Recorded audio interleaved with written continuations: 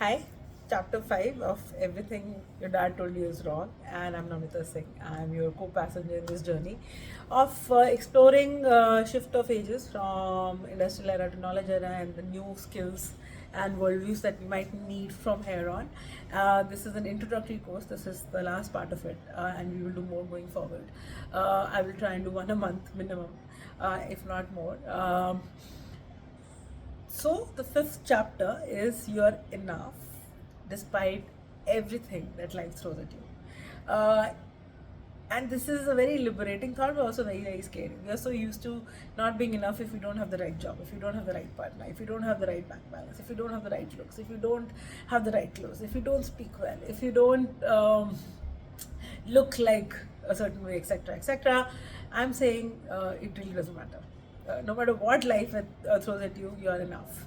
But of course, as usual, there's a caveat to everything. What will life throw at you? Let's just look at what does life throw at you. Life only throws at you in the 3D reality of life. Only four other Ds come at you, really, in the larger scheme of things, and you need to have a 5D perspective to be able to deal with it. So, the 3D reality of life throws at you death, depression, divorce, and disease. Death is part of all our lives. The sooner we kind of make peace with it, including our own, I think the better it is for our own growth. Depression again is a part of everything because depression is nothing but a mismatch between what you expected life to throw at you versus what really happened to you and your ability to deal with it. The mismatch of reality versus imagination is what depression is. If the sooner you kind of learn to calibrate your own self and your own being and not get too carried away by your highest romantic notions of life, I think you will learn to deal with depression. Actually, at the simplest level, that's what it is. Death, depression, divorce. Divorce is loss of a relationship, right? And it's not just the paper divorce that matters. Sometimes we are in long-term relationships, we lose a partner. Sometimes we are in short relationships, very deep relationship, we lose a partner. Sometimes we lose someone to death. And we will go through more relationships now because we're living longer. So if I'm living till 90, it's not necessary that I have the same marriage for the rest of my life. It's not necessary I'm married at 20. I'm 43, still not married. So uh, there are these new structures which are now emerging, right? So divorce is loss of a relationship that matters to you in any form, in whichever type. It's not just the paper divorce that I'm talking about, and it causes fracture in your psyche. It disintegrates your psyche, and you have to remember that because you have without your psyche you can't go anywhere in life, right? You need your psyche for all parts of life. So it's a very important thing to look at. Then there is disease. Disease is the most, I think, hard on your self-respect and self-esteem because we kind of think that we are immortal and we'll never have disease, and then disease hits us. It could start as something really small like pre-diabetic, it could be like just BP or simple heart murmur or whatever, but it's just like a reminder of the fact that you're not immortal. And suddenly life has a completely different color and you put health first, and these are the real 4Ds that life can possibly throw at you. Tell me there's a fifth one that I haven't addressed, but these are the four that I think are the big 4Ds. And a large part of dealing with all of this, outside of the tangible taking care of whatever you need to take care of in the four such Ds that happen when they happen, in my case almost all four came together for almost 10 years of my life, and not just with me, like around me. So I dealt with it. I think life kind of forced me to kind of deal with it in a very deep way, very, very quickly, which is 10 years, very, very long time, 16 years, I think. So I kind of had to learn everything under pressure while being on the job. So today I kind of, there's a little gratitude in me for having learned this early on, but at that time it was very, very hard. I didn't have the psyche, I didn't have the life experience. So I'm trying to make sure that even if you're very, very young and you're a student and you just started on your career or you're going through transition, the 40s happen to all of us, and we have to learn to deal with it. There is no way, and the only way to deal with it is through a certain distance and a certain objectivity and a certain wisdom. And for that, if you have to go to philosophy, if you have to go to psychology, if you have to go to history, if you have to go to religion, if you have to go to scriptures, whatever it takes, you have to find a version of reality where you say, I'm not the only one who's gone through this. There are other people who have gone through this. So suddenly there's a shared experience and the shared humanity of it all. It sounds easier said than done. It's very, very hard. Typically, any of the 40s that happen to you, give yourself a year or so to go through it and to get over it. It takes time. But once you develop that muscle, and we will all develop that muscle whether we want to or not, um, then this becomes part of you, and then this becomes part of your work, then this becomes part of your art, then this becomes part of your being, then this becomes part of your relationship, then this becomes part of, this is the part of you that you accept, and you stop negating it and stop putting on this happy front all the time. Don't seek happiness. Don't. The only way to look at this is the 5D. The 5D requires you to focus on growth and contribution. Growth and contribution does not look rosy. It's a non-linear curvy path, but it is very, very gratifying, because on a daily basis, if you get very tuned into the idea of growth and contribution, uh, for yourself, for the 4 people and the community at large, and not just yourself and your 4 people, then it's a very interesting journey to have. Some of the happiest people I know, uh, they're just very growth oriented. They contribute on a daily basis. They live on the roads. They may not have the best houses, or they have the best houses. It really doesn't matter. But they're not seeking something external. They're not seeking the next Birkin bag, or the next BMW, or the next credit on something. They're just seeking people they can hang with, that they really enjoy being with, the conversations. They're seeking some inner life growth. They're seeking some depth of experience. They're seeking something intangible, and they're really good at taking care of something outside of themselves. And that selflessness is the 5D reality that you need to deal with, the 3D-ness of life and the 4Ds it throws at you. So many examples, so many. And I will not go into the Buddhas of the world. Let's look at like somebody like Stephen Hawkins. Hawkins, I spoke about everything, the brief history of time, and I don't think his biggest, while the science was great and everything, but the fact that he had a full-fledged family life, and even found love and married again, and maybe had abuse in that second relationship, and got out of it, went back to his first family, etc. And even in that, to be able to find love and hold on to it, I think that requires maturity, and I really love that part of what Hawkins has done.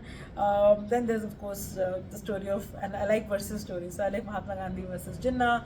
While you killed Mahatma Gandhi, the orchestrator was who of the partition, God knows, but when Gandhi died, everybody was there, and when Jinnah died, he died of TB alone in a ambulance, and there was nobody. And that says something about your psyche, and how you kind of dealt with what life threw at you. And Vajpayee, I love his story. I love the fact that you could stand. He never married. He never had traditional relationships. Had non-traditional relationships, but he was a great poet. I mean, when he spoke, you listened.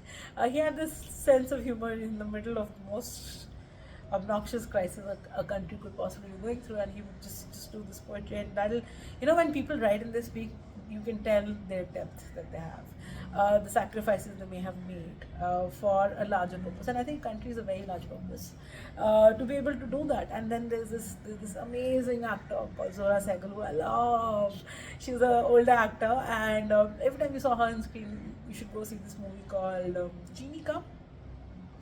And she just lights up the screen, right? She just lights up the screen.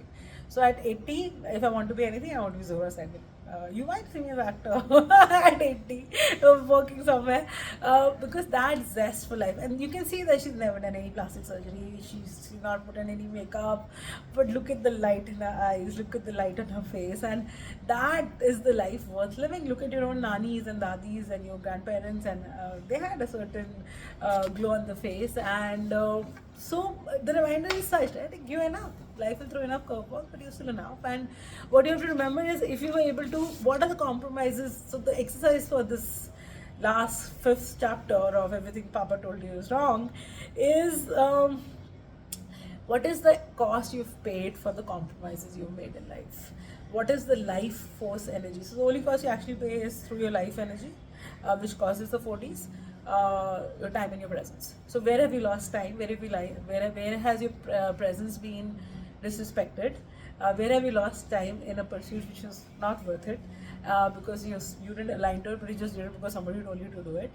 Or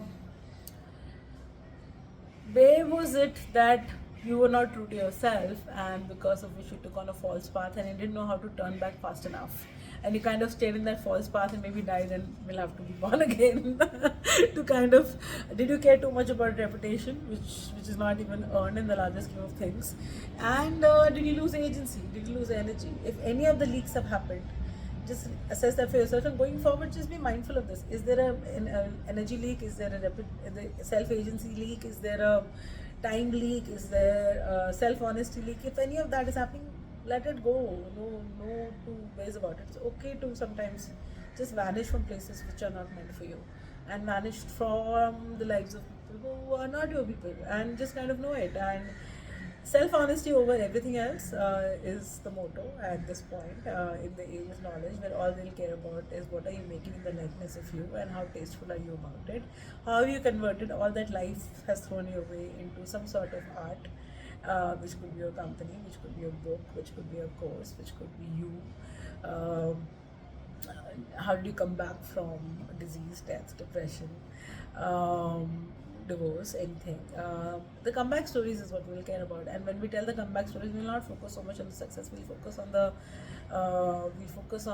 failures. We'll talk about where we fell. We'll talk about, like, I have this. I remember this one time, and maybe last story should be mine, and it should not be a success story. So one thing that I'm really ashamed of is drinking. Like, I and alcohol are not friends at all. But I remember this one time I was so unhappy. I was in this. I was just unhappy. Everything that I was doing was not incongruous with who I was as a person. Whether it was a relationship, the work, the life that I was leading, nothing. Everything was because the world said this is what I should be seeking, and I went around seeking it, and it did not make me happy at all. And I remember I drank so much. And even when I was driving, so alone, there was nobody. I went and drank alone, and then I wanted an ice cream. So I went looking for ice cream at Naturals, because I love Naturals. I remembered that even when I was that drunk, that I went looking for ice cream, Naturals, and I fell on the road. And somebody called who I knew, and they came and picked me up. And I remember this person crying and saying, "I can't believe that you've reached this." And I was like, yeah. Yeah, had I just stayed true to myself, you wouldn't have found me on the side of the road seeking ice cream, piss drunk. And the attempt here is that the coping mechanisms can come and go, but they should be healthier, ideally. And I may be talking to myself. We may have high emotional distress tolerance, and we just convert everything that life throws at us into something fruitful outside of ourselves and our four people. Life is a lot more than four people. And the last failure, and the last drunken episode, and the last bad relationship, and the last company that an idea that didn't work out, the last job that you left or you were asked to go from, we will all lose our jobs a lot more. We will become irrelevant a lot more. We will become redundant a lot more. And it is okay, you're still enough. So everything that dad told you is wrong. And the sooner we remind ourselves, I think happiest life would be. And have fun while we're at it. I'll see you again. I'm still contemplating what to look at as the next, because I have no books to prepare for. I only have life to prepare for.